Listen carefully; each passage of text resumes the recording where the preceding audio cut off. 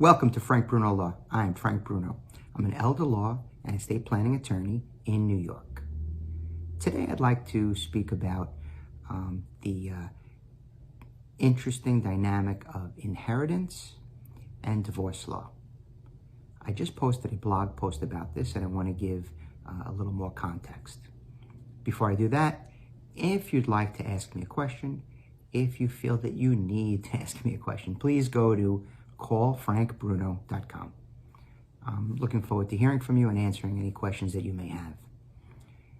So the article that I wrote is really speaking to the question of is inheritance divisible in divorce, right? So in divorce law, there's the general rule of equitable distribution. Equitable implying fair. That means anything that we have should be divided equitably.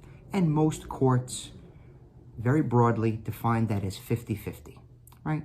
It seems to be fair that we divide things in half. Now, equitable does not require it to be 50-50, so each side may in fact argue against 50-50 distribution. Now, inheritance is not marital property unless you do something to change it to marital property. That's a commingling the inherited property or transferring it in some way.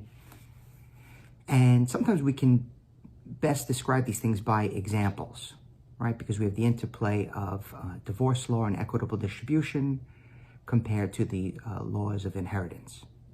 So, if a person inherited $1 million and they inherited it today and put it into a joint account, but removed it tomorrow, well, it was probably an issue of convenience.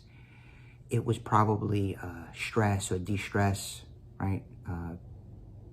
Because they inherited this money. And at least in my example, to inherit $1 million, that person was probably, besides wealthy, they must have really loved you.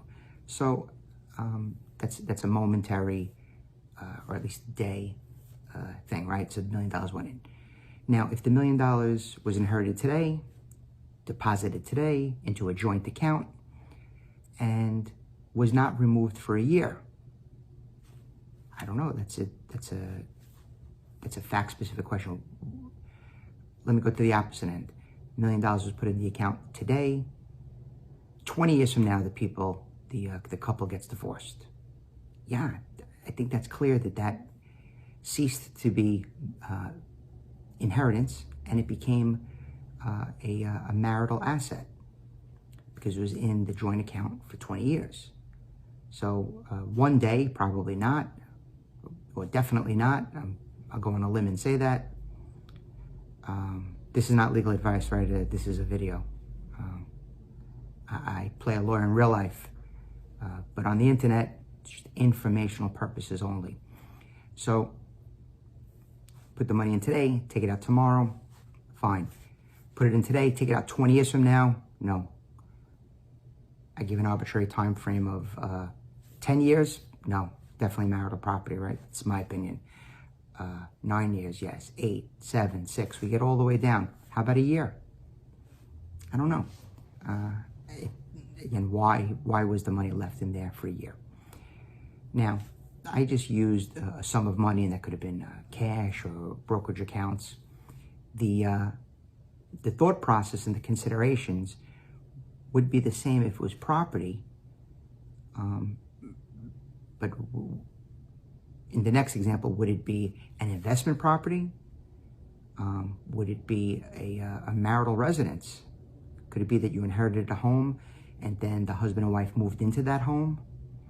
Well, at what point does the inheritance stop being inheritance and change into a marital asset? Well, we have to take a look at that. If a person did inherit into a trust and then moved into that property, if it was in the trust for the duration of the marriage, it would never become marital property. Right? It's like living in your friend's house. Doesn't matter if you're there for 30 years. It never becomes yours.